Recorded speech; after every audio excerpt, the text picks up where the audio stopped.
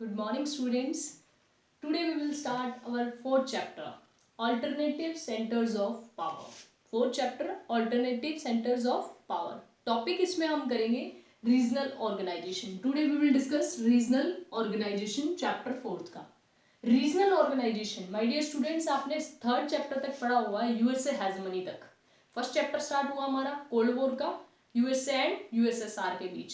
Second chapter में disintegration of USSR हुआ, यानी कि यूएसएसआर का एंड हो गया. थर्ड चैप्टर में आपने देखा USA hegemony will be begin, यानी कि वर्ल्ड बिकम यूनिपोलर. लेकिन अब हमें क्या करना है, इस यूनिपोलरिज्म के डोमिनेंस को खत्म करना है. यूनिपोलरिज्म के डोमिनेंस को खत्म करना मतलब ऑल्टरनेटिव सेंटर्स ऑफ पावर और आना, माय डियर स्टूडेंट्स. यानी अब सत्ता के केंद्र और होना. अब सिर्फ यूएसए नहीं है, अब बहुत सारी कंट्रीज और आएंगी. उसी के लिए आपकी रीजनल ऑर्गेनाइजेशन बननी शुरू हुई. यानी कि पहले सिर्फ नाटो और वार्सा पैक्ट था जो यूएसए और यूएसएसआर का था. अब वार्सा पैक्ट के खत्म के बाद सिर्फ नाटो रहा, और अब इस यूनिपोलरिज्म के कंसेप्ट को, डोमिनेंस को खत्म करके रीजनल ऑर्गेनाइजेशंस कई और आ रही हैं. देखिए, to get rid of dominance of unipolism, the states have been creating many centers. अब क्या कर लिया उन्होंने, ये वर्ड्स अंडरलाइन किए, उस पे फोकस कीजिएगा. many centers and thus establishing the balance of power. यानी सिर्फ एक के हाथ में पावर थी, अब क्या करने की कोशिश की जा रही है, बैलेंस ऑफ पावर. क्योंकि जब एक की हेजेमनी रहती है, माय डियर स्टूडेंट्स, एक हेजेमनी जब हमारे वर्ल्ड पे रहती है तो वो अंदर दूसरों को क्या कर सकती है, अंडर प्रेशर लाती है, यानी उनको एक्सप्लॉइट करती है. तो इसमें हमें हेजेमनी को ही खत्म करना है, बैलेंस ऑफ पावर करनी है. यानी कि जो डिस्ट्रीब्यूशन ऑफ पावर है वो इक्वल होनी चाहिए, ताकि कोई ज्यादा पावरफुल ना बन सके और कोई किसी को एक्सप्लॉइट ना कर सके, माय डियर स्टूडेंट्स. अब इसमें हम डिस्कस करेंगे इंपॉर्टेंस ऑफ रीजनल ऑर्गेनाइजेशन या फीचर्स फॉर रीजनल ऑर्गेनाइजेशंस. देखिए, regional organisation is important for regional cooperation. Note कीजिएगा, रीजनल ऑर्गेनाइजेशन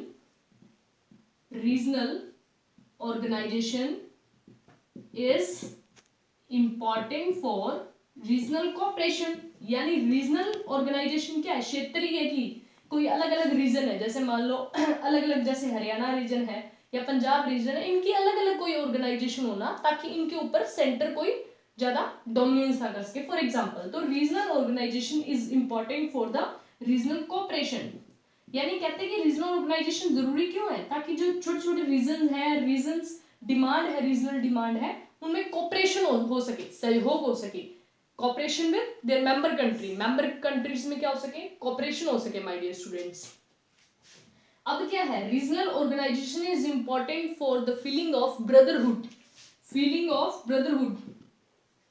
भाईचारे की भावना को बढ़ाना है, ब्रदरहुड, तो भी क्या जरूरी है, regional organisation is important for the feeling of brotherhood. अगर भाईचारे की भावना को बढ़ाना है तो भी रीजनल ऑर्गेनाइजेशन जरूरी है, क्योंकि अगर एक ही ऑर्गेनाइजेशन होगी तो सबको दबा के रखेगी, और डिफरेंट डिफरेंट रीजन्स की डिफरेंट ऑर्गेनाइजेशन होगी तो उसमें ब्रदरहुड की फीलिंग रहेगी. वो लड़ाई नहीं करेंगे, एक दूसरे को एक्सप्लॉइट नहीं करेंगे, अपनी जो पावर है उसका मिसयूज नहीं करेंगे. इवन शेयरिंग ऑफ पावर होगा, जिससे उनका जो ग्रोथ है, उनका डेवलपमेंट है, वो बिल्कुल परफेक्ट होगा और इक्वल होगा.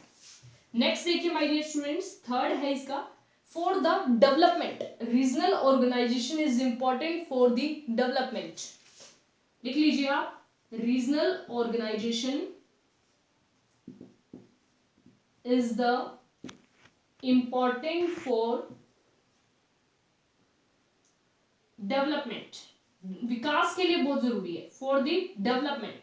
मेनली डेवलपमेंट यहाँ पे कौन सा, इकोनॉमिक डेवलपमेंट, पॉलिटिकल डेवलपमेंट, हर एक तरीके का डेवलपमेंट. कौन सा, इकोनॉमिक, नोट कर लीजिएगा, पॉलिटिकल, सोशल, सभी तरीके का डेवलपमेंट जरूरी है. इसके लिए क्या होना चाहिए, रीजनल ऑर्गेनाइजेशन होनी चाहिए, ना कि एक ही ऑर्गेनाइजेशन हो जो सबको दबा के रखे.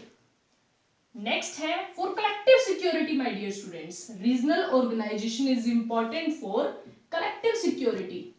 कहते हैं कि अगर मिलजुल कर सभी एक दूसरे की सिक्योरिटी करेंगे, सामूहिक सुरक्षा करेंगे, तो क्या होगा, कंट्री का ग्रोथ होगा. यानी कि सिर्फ एक ही कंट्री थी, वही कहती थी हम आपकी सिक्योरिटी करेंगे अगर हमारी बात मानेंगे, तो डोमिनेंस के अंदर रखना. अब सभी ने रीजनल ऑर्गेनाइजेशन बना ली, सभी छोटे छोटे क्षेत्रों ने मिलके, और वो कलेक्टिव सिक्योरिटी पर बात करते हैं. for collective security, regional organization is very important. My dear students, regional organization is important for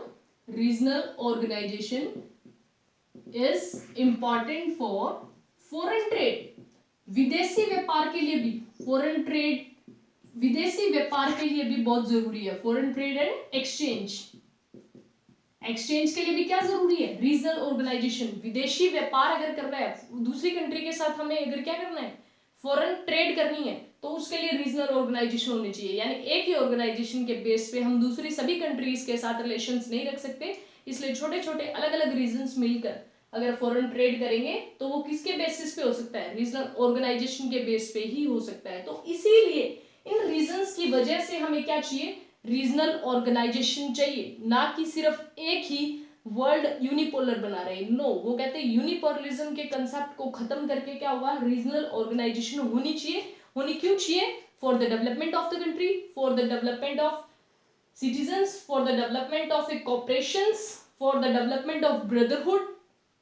इन सभी रीजंस की वजह से हमें रीजनल ऑर्गेनाइजेशन चाहिए. माय डियर स्टूडेंट, आज हम एक रीजनल ऑर्गेनाइजेशन के बारे में डिस्कस करेंगे. यूरोपियन यूनियन के बारे में डिस्कस करेंगे. माय डियर स्टूडेंट्स, क्या किसके बारे में डिस्कस करेंगे? European union. नोट कर लीजिए, रीजनल ऑर्गेनाइजेशन करेंगे हम आज. यूरोपियन यूनियन एक ऑर्गेनाइजेशन है.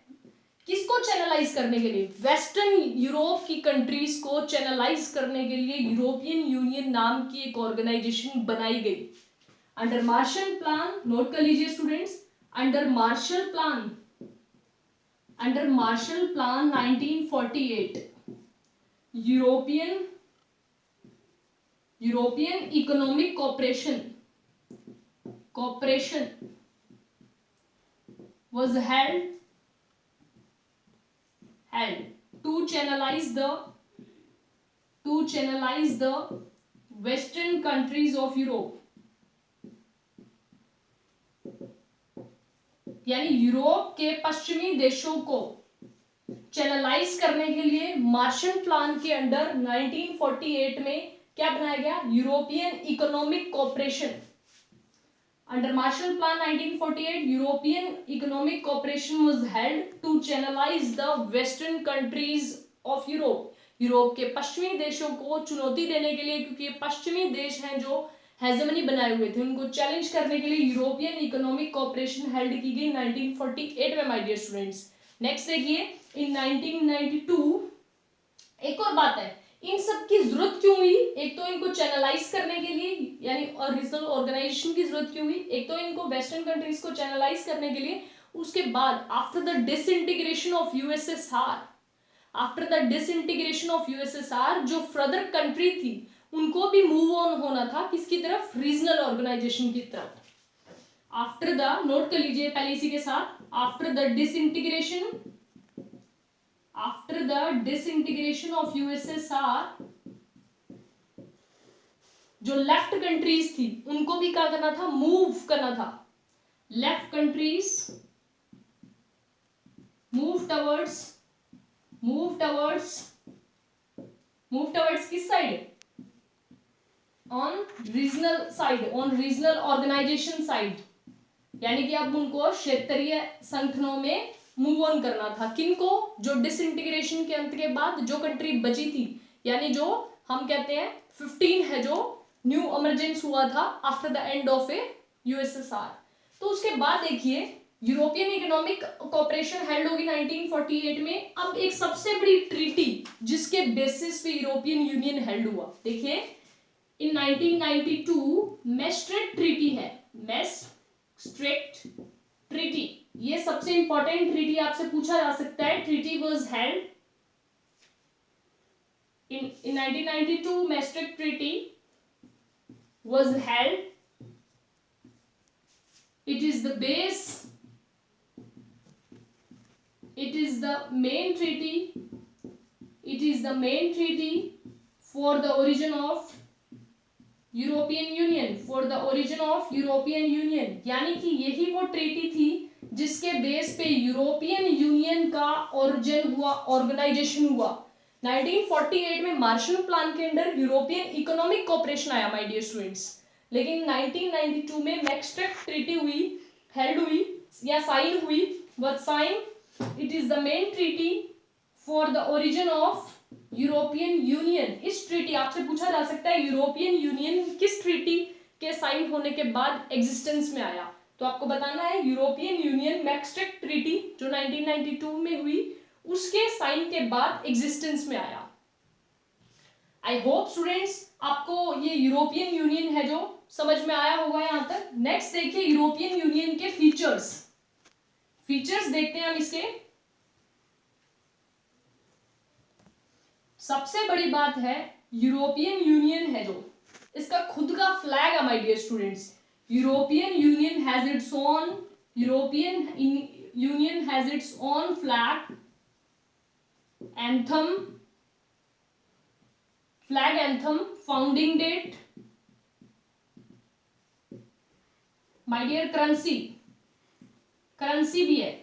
यूरोपियन यूनियन का खुद का फ्लैग है, खुद का एंथम है, खुद की फाउंडिंग डेट है, खुद की करेंसी है माय डियर स्टूडेंट्स। नेक्स्ट है इसका वर्ल्ड में लार्जेस्ट इकोनॉमी है। European Union has its own world largest economy, world largest economy, largest economy 12 trillion in 2005। World, विश्व की सबसे बड़ी लार्जेस्ट इकोनॉमी है इसकी।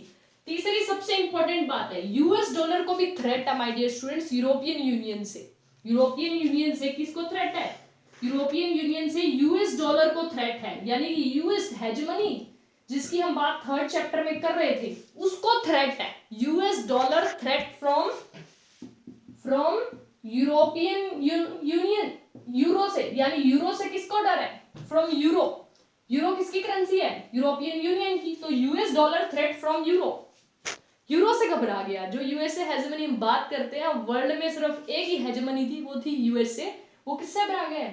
यूरो से घबरा गया। इट मींस हम कह सकते हैं कि वर्ल्ड की लार्जेस्ट इकोनॉमी डेफिनेटली होगी।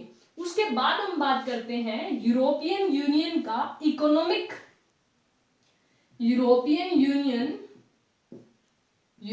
Union as economic, political